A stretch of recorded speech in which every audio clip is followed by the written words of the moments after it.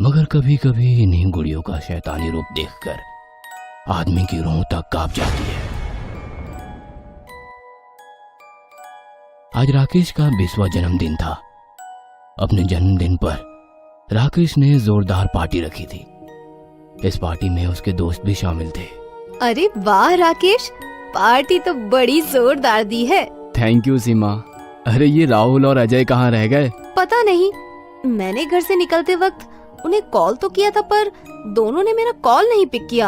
Happy birthday Rakesh. मैंने happy returns of the day. शुक्रिया शुक्रिया। अब तुम सब आए हो तो पार्टी को एंजॉय करो, तब तक मैं बाकी मेहमानों से मिलकर आता हूँ। राकेश बाकी मेहमानों से मिलने चला जाता है। अब सीमा, राकेश और अजय राहुल को मिले हुए गिफ्ट देखने लगते हैं। अरे वाह, राकेश को तो बर्थडे पर बहुत सारे गिफ्ट मिले होंगे। हाँ, लेकिन इस बड़े से बक्से में क्या है? शायद गिटार होगा यार। ये तो कल गिफ्ट खुलने के बाद ही पता चलेगा। पार्टी देर रात तक चलती है। पार्टी खत्म होने के बाद राकेश अपने गिफ्ट्स खोलने लगता है। फिर से शर्ट्स और किताबें ही मिली है। मैंने इतनी बड़ी पार्टी रखी थी पर किसी ने भी मेरे पसंद का गिफ्ट नहीं लाया यार। अरे इस बड़े से बॉक्स में क्या है? चलो इसे खोलकर देखते हैं। यही आखिरी बॉक्स बचा हुआ है। राकेश बॉक्स खोलता है तो उस बॉक्स में एक पपेट दिखाई देता है जिसने काले रंग के कपड़े पहने होते हैं। पपेट एक लड़की की गुड़िया होती है जिसे पुराने जमाने में नाटक या मनोरंजन के लिए इस्तेमाल किया जाता था। इसे हाथ में पकड़कर बिना अपने होंठ हिलाए आवाज निकाली जाती थी, जिससे लगता था कि वो लड़की का पपेट ही सच में बोल रहा है। पपेट? बचपन में मैं पपेट का शो देखना पसंद करता था, पर अभी तो पपेट शो बंद हो चुके हैं। फिर ये पपेट किसने गिफ्ट किया होगा? राकेश उस पपेट को अपने बेड पर रखता है और कुछ काम से कमरे के बाहर जाता है। तभी वहां घर की नौकरानी साफ सफाई करने के लिए आती है। नौकरानी आईने के पास जाती है और आईना साफ करने लगती है। तभी वो आईने में पपेट को देखती है। अचानक पपेट की आंखें लाल होती है और वो नौकरानी की तरफ देखता है। इससे नौकरानी काफी डर जाती है। वो कमरे के बाहर जाने की कोशिश करती है। तभी कमरे का दरवाजा बंद हो जाता है। ये दरवाजा किसने बंद किया? कोई है, मुझे बचाओ। तभी उसे पीछे किसी के होने का एहसास होता है।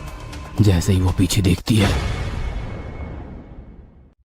कुछ देर बाद राकेश अपने कमरे में आता है। वो देखता है कि उसके बेड पर कोई सफेद चादर ओढ़ के सोया हुआ है। अरे, मेरे बेडरूम में मेरे बेड पर मुझसे बिना पूछे कौन सो रहा है?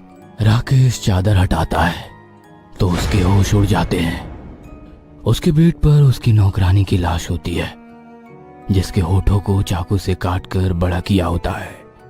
पुलिस वारदात पर पहुंचकर तहकीकात शुरू करती है। वो राकेश और घर के बाकी लोगों से पूछताछ करती है। राकेश इस वारदात से हिल जाता है। उसे अपनी पुरानी जिंदगी में वापस आने के लिए कुछ दिन लगते हैं।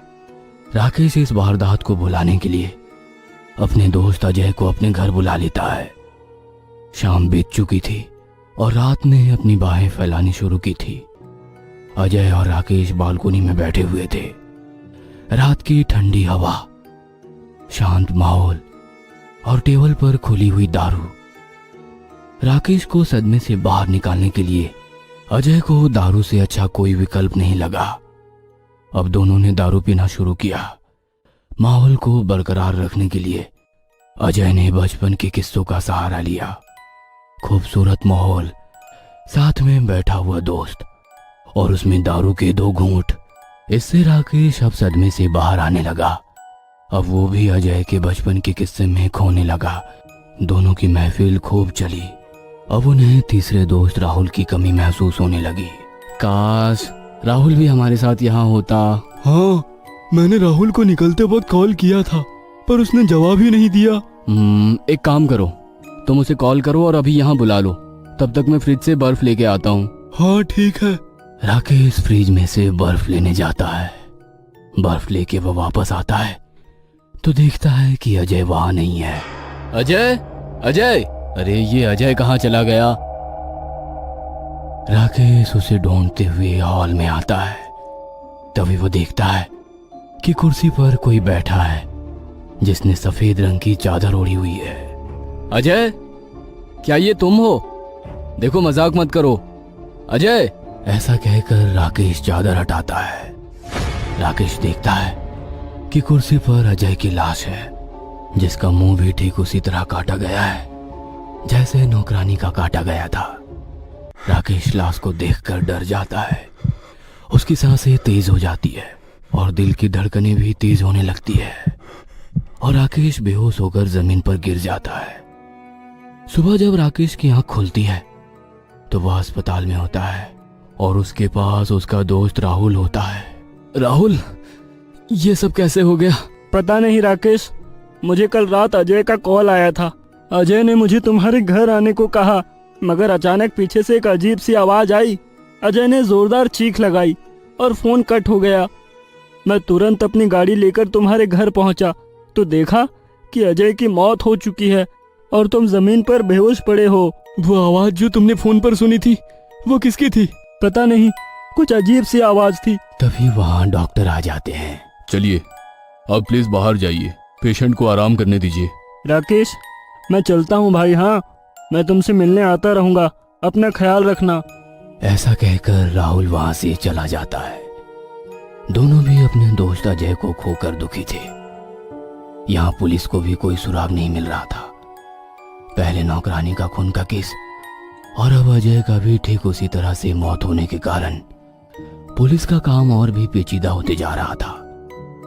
अब राहुल को अस्पताल से डिस्चार्ज मिल गया था। राहुल अभी अपने दोस्त को खोने से सदमे में था। ना तो उसका किसी चीज में मन लगता और ना ही वो अपने कमरे से बाहर जाता। पूरा दिन बस अपने कमरे में बैठकर गुजार देता।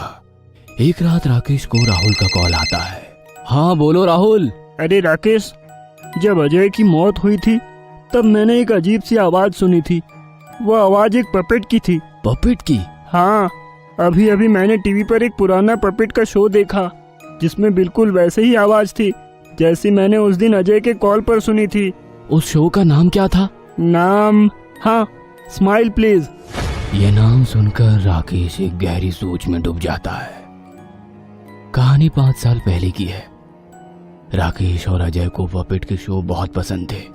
उस वक्त स्माइल प्लीज नाम का पपेट शो जैसे मेरी नाम की औरत चलाती थी, वो काफी फेमस थी। मेरी का शो देखने दूर दूर से लोग आते थे। मेरी भी उनका खूब मनोरंजन करती थी।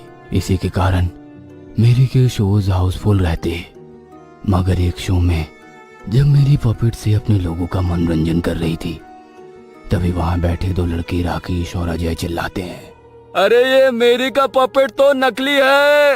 हाँ हाँ, देखो देखो, मेरी ही पपेट का आवाज निकालती है।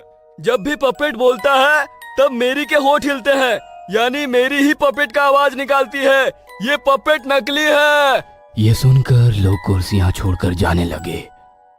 लोगों को लगता था कि मेरी का पपेट जिंदा है और वही बोलता है। धीरे धीरे सारे लोग चले गए। अब मेरी का ये राज सारे शहर में फैल गया, इसलिए अब मेरी के शोज देखने लोग नहीं आते थे। इसके चलते मेरी को अपना शोज बंद करना पड़ा। शोज बंद होने के कुछ दिन बाद ही मेरी के घर में आग लगने से मेरी की मौत हो जाती है। इस आग में उसके बनाए हुए 11 पपेट में से 10 पपेट जलकर खाक हो जाते हैं। कहानी अब तक। आज मेरी को मरे हुए पूरे 5 साल हो गए हैं और मेरे घर में जो एक पपेट है वो मेरी का तो नहीं। ऐसा कहकर राकेश पीछे देखता है तो उसके सामने वही पपेट आ जाता है। Smile please.